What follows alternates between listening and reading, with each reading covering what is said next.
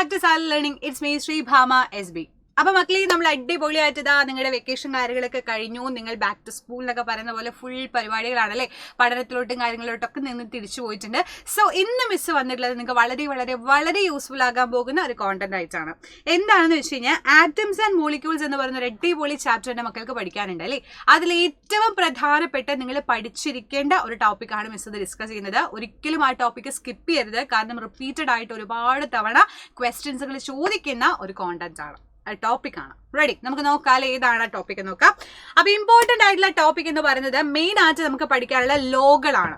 ഇതിൽ നമുക്ക് കുറെ എണ്ണം പഠിക്കാനുണ്ടെങ്കിൽ പോലും അല്ല, ഏറ്റവും നിങ്ങൾ ഫസ്റ്റ് പഠിക്കേണ്ട കാര്യം എന്ന് പറയുന്നത് 2 ലോകളാണ്. ഏതൊക്കെയാണ് ആ ലോ നോക്കാം അല്ലെ. ഇമ്പോർട്ടന്റ് ആയിട്ടുള്ള 2 ലോകളാണ്. ഒന്ന് law of conservation of mass, ഒന്ന് ലോ ഓഫ് കോൺസ്റ്റന്റ് പ്രൊപ്പോർഷൻസ്. ഇതെന്താണെന്ന് നമുക്ക് ഡീറ്റെയിൽ ആയി തന്നെ നോക്കാം. ഫസ്റ്റ് വൺ എന്ന് പറഞ്ഞാൽ law of conservation of mass. എന്താണ് മക്കളെ കൺസേർവ് ചെയ്യാന്ന് പറഞ്ഞു കഴിഞ്ഞാൽ, അപ്പൊ ഞാൻ നിങ്ങളെ കൺസേർവ് ചെയ്യാന്ന് പറഞ്ഞാൽ ഞാൻ നിങ്ങൾ അത്രയും കെയർ ആണ്, ഞാൻ നിങ്ങൾ അത്രയും ലവ് ചെയ്യുന്നുണ്ട് അല്ലെ. അപ്പൊ നിങ്ങൾ അടിപൊളിയായിട്ട് പഠിക്കണം, നല്ല മാർക്ക് സ്കോർ ചെയ്യുന്നുള്ളത് മിസ് അത്രയും കൺസേർവ് ആയിട്ട് നിങ്ങളെ പറ്റി ആലോചിക്കുന്നതുകൊണ്ടാണ് അല്ലെ. അപ്പൊ കൺസർവേഷൻ ഓഫ് മാസ് എന്ന് പറയുന്ന സമയത്ത് അതിനെ സംരക്ഷിക്കുക, പ്രൊട്ടക്ട് ചെയ്യുക എന്നൊക്കെ വേണമെങ്കിൽ നമുക്ക് പറയാം. അപ്പൊ അതുപോലെ അത് റിലേറ്റഡ് ആയിട്ടുള്ള ഒരു സാധനമാണ് കൺസർവേഷൻ ഓഫ് മാസ് എന്ന് പറയുന്നതും. മാസിനെ കൺസേർവ് ചെയ്യുക. എന്താണ് മാസിനെ കൺസേർവ് ചെയ്യുക എന്ന് പറയുമ്പോൾ ഉദ്ദേശിക്കുന്നത്? Law of conservation of mass States that mass can neither be created nor B destroyed in a chemical reaction. ഒരു കെമിക്കൽ റിയാക്ഷനിൽ എന്താ പറയാ, മാസിനെ നിർമ്മിക്കാനോ നശിപ്പിക്കാനോ കഴിയില്ല എന്ന് പറയുന്നത്. അപ്പൊ ഞാൻ ഇന്നിപ്പോ ഒരു കെമിക്കൽ റിയാക്ഷൻ നടത്താണ്, ഞാൻ വിചാരിച്ചു കുറച്ച് കൂടുതലായിട്ട് എന്ത് ചെയ്യാൻ പറ്റും, പ്രൊഡക്റ്റ് ഉണ്ടാക്കി എടുക്കാൻ വേണ്ടിയിട്ട് കുറച്ച് അളവിൽ ഞാൻ മാസ് എടുക്കുകയാണ്. പക്ഷെ എനിക്ക് കൂടുതൽ അളവിൽ പ്രൊഡക്റ്റ് വേണമെന്ന് പറഞ്ഞാൽ നടക്കുന്ന കാര്യമാണോ? എത്രയാണോ ഞാൻ എടുത്തേ അത്രയും അളവിലുള്ളത് എനിക്ക് കിട്ടുള്ളൂ. വളരെ സിമ്പിൾ ആയിട്ട് പറഞ്ഞാൽ നമ്മളൊരു ദോശ ഉണ്ടാക്കുന്ന സമയത്ത് ദോശമാവ് എത്ര ഒഴിച്ചോ അതിനനുസരിച്ചുള്ള ദോശയിലേ അതിനകത്ത് കിട്ടുള്ളൂ. കൂടുതൽ കിട്ടുമോ? ഇല്ല. എന്ത് മാസ് എടുത്തോ അതേ മാസിലുള്ള കുറച്ച് ഷേപ്പ് മാറിയിട്ടുള്ള ദോശ നമുക്ക് കിട്ടിയില്ലേ. അതേപോലെ അവിടെ mass can neither be created nor B destroyed in a chemical reaction. ഒരു കെമിക്കൽ റിയാക്ഷനിൽ ഞാൻ വിചാരിക്കുകയാണ് മാസിനെ നിർമ്മിക്കാം, ചിലതിൽ ഞാൻ വിചാരിച്ചു മാസിനെ നശിപ്പിക്കാം, ഇത്ര എനിക്ക് വേണ്ട എന്ന് വിചാരിച്ചാൽ നടക്കില്ല. നമ്മൾ എന്താണോ കൊടുത്തത് അതിനനുസരിച്ചുള്ള റിസൾട്ട് തന്നെ നമുക്ക് കിട്ടുള്ളൂ എന്ന് പറയുന്ന ഒരു ലോ ആണിത്. ഫസ്റ്റ് നിങ്ങൾ പഠിക്കേണ്ടത് ഈ ലോ സ്റ്റേറ്റ് ചെയ്യാൻ വേണ്ടിയിട്ട് പഠിക്കണം. Mass can neither be created nor B destroyed in a chemical reaction പഠിക്കണം. ഇനി നമുക്ക് അത് എങ്ങനെയാണ് എക്സ്പ്ലെയിൻ ചെയ്യാൻ നോക്കാം. നോക്കൂ, ഹൈഡ്രജനും ക്ലോറിനും റിയാക്ട് ചെയ്താൽ ഹൈഡ്രജൻ ക്ലോറൈഡ് HCl ഉണ്ടാവുന്ന ഒരു റിയാക്ഷൻ കൺസിഡർ ചെയ്യുകയാണെങ്കിൽ അതിനകത്ത് ഞാൻ എടുത്ത മാസ് എത്രയാടാ? ഹൈഡ്രജൻ 2 ഗ്രാം, ക്ലോറിൻ 71 ഗ്രാം, എല്ലാം കൂടെ കൂട്ടി 73 ഗ്രാം ഹൈഡ്രജൻ ക്ലോറൈഡ് ആണ് എനിക്ക് കിട്ടിയത്. അപ്പൊ നോക്കുക, ഇവിടെ എടുത്തിട്ടുള്ള എന്നുവെച്ചാൽ റിയാക്ടന്റ് എന്നാണ് ഈ സൈഡിനെ പറയാം അല്ലെ, ഇത് പ്രോഡക്റ്റ് സൈഡും. അപ്പൊ റിയാക്ടന്റ് സൈഡ് രണ്ടും കൂടെ 71 + 2 കൂട്ടിക്കഴിഞ്ഞാൽ 73 ഗ്രാം ആണ്.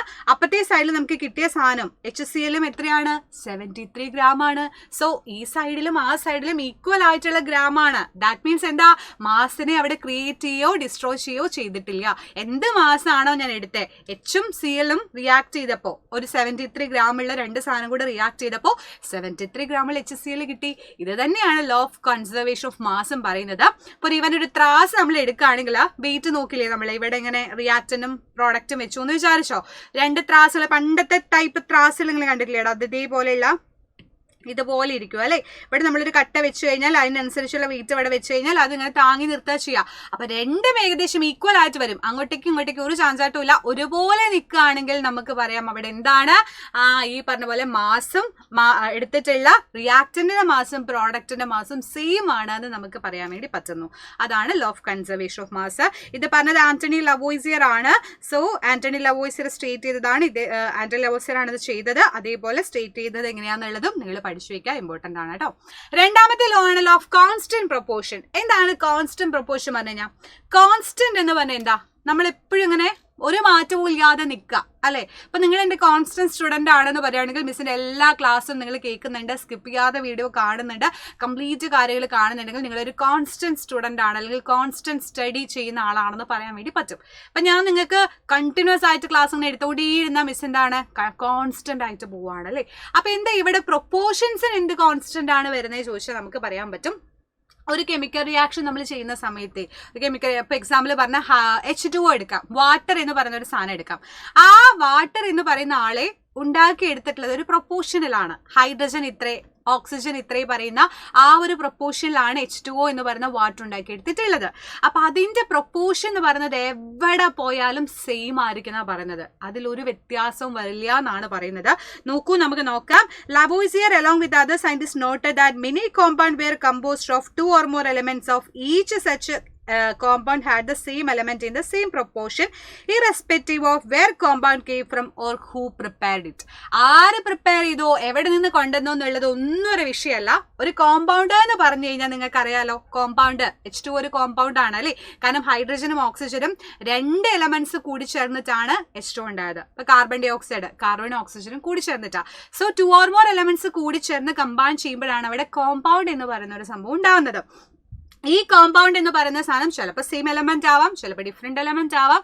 എന്താണെങ്കിലും ഒരുപോലെയുള്ള എലമെന്റ്സ് ആണെങ്കിൽ, ഹൈഡ്രജൻ ആണെന്നുണ്ടെങ്കിൽ H2O എന്ന് പറയുന്ന വാട്ടറിന്റെ കേസിൽ ഹൈഡ്രജൻ എന്ന് പറയുന്ന ആളുടെ ഒരു പ്രൊപ്പോർഷനും ഓക്സിജൻ എന്ന് പറയുന്ന ആളുടെ പ്രൊപ്പോർഷനും എപ്പോഴും കോൺസ്റ്റന്റ് ആ. അപ്പൊ ഹൈഡ്രജൻ ആരുണ്ടാക്കിയോ എന്തുണ്ടാക്കിയോ എന്നുള്ളതൊന്നുമല്ല, വാട്ടർ എന്ന് പറയുന്ന ഒരാൾ അവിടെ ഉണ്ടോ, അയാളുടെ പ്രൊപ്പോർഷൻ എന്ന് പറയുന്നത്, മാസിന്റെ പ്രൊപ്പോർഷൻ എന്ന് പറയുന്നത് എപ്പോഴും 1:8 ആയിരിക്കും.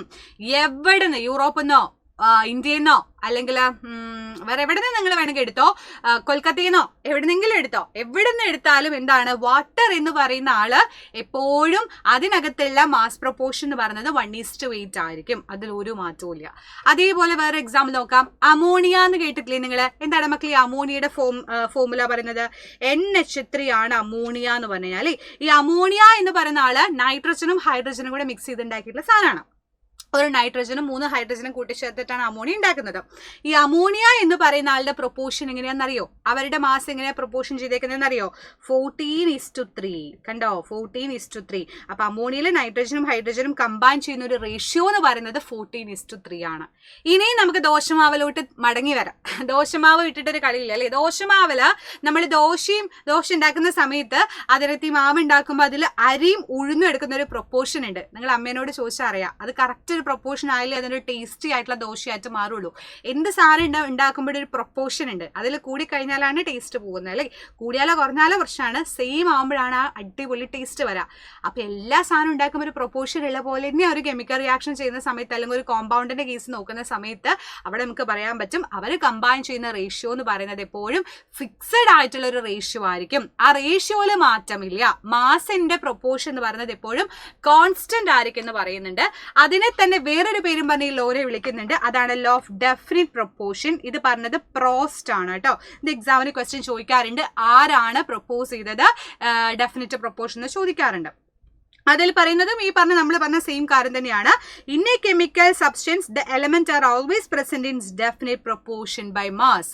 ഒരു കെമിക്കൽ സബ്സ്റ്റൻസ് നമ്മൾ എടുക്കുകയാണെങ്കിൽ അതിനകത്തുള്ള എലമെന്റ്സിന്റെ മാസിന്റെ റേഷ്യോ എന്ന് പറയുന്നത് കോൺസ്റ്റന്റ് ആയിരിക്കും. അതിന് ഒരു വ്യത്യാസവും ഇല്ല. എവിടെ നിന്ന് എടുത്താലും ആരുണ്ടാക്കിയാലും, ഇപ്പൊ ഞാനാണ് ഉണ്ടാക്കിയെന്നുണ്ടെങ്കിലും നിങ്ങളാണ് ഉണ്ടാക്കിയെന്നുണ്ടെങ്കിലും സംഭവം എന്താണ്, ആ എടുത്ത പ്രൊപ്പോർഷനിൽ കോൺസ്റ്റന്റ് ആണ് എന്ന് പറയാൻ പറ്റും. റെഡി അല്ലേ? അതാണ് ഡെഫിനറ്റ് ആയിട്ടും ക്വസ്റ്റ്യൻ ചോദിക്കുന്നതൊക്കെ ഞാൻ പറയാറില്ലേ, ഡെഫിനറ്റ് ക്വസ്റ്റ്യൻ ആണെന്ന് പറയുന്ന പോലെ ഡെഫിനറ്റ് ആയിട്ടുള്ള പ്രൊപ്പോർഷൻ ആണ്. അതിന് ഒരു മാറ്റം സംഭവിക്കില്ല എന്നുള്ളത് ഡാം ഷുവർ ആണ്. അതാണ് എന്തെന്ന് പറയുന്നത് ലോ ഓഫ് ഡെഫിനറ്റ് പ്രൊപ്പോർഷൻ എന്ന് പറയുന്നത്. സോ വളരെ ഇമ്പോർട്ടന്റ് ആയിട്ടുള്ള 2 ലോകളാണ് നമ്മൾ പഠിച്ചത്. Law of conservation of mass, law of definite proportion അല്ലെങ്കിൽ ലോ ഓഫ് കോൺസ്റ്റന്റ് പ്രൊപ്പോർഷൻ നമ്മൾ പഠിച്ചിട്ടുണ്ട്. എപ്പോഴും എക്സാമിന് റിപ്പീറ്റഡ് ആയിട്ട് ചോദിക്കുന്ന ക്വസ്റ്റ്യൻ ആണ്. എന്റെ മക്കൾ അടിപൊളി ആയിട്ട് തന്നെ ഇത് പഠിക്കണം. അപ്പൊ ഇതുപോലെയുള്ള ഒരുപാട് ക്വസ്റ്റ്യൻസുകൾ ഇനിയുണ്ട്. അത് പോകെ നമുക്ക് ഡിസ്കസ് ചെയ്യാം. സോ അതുവരേക്കും bye dears, see you, bye bye.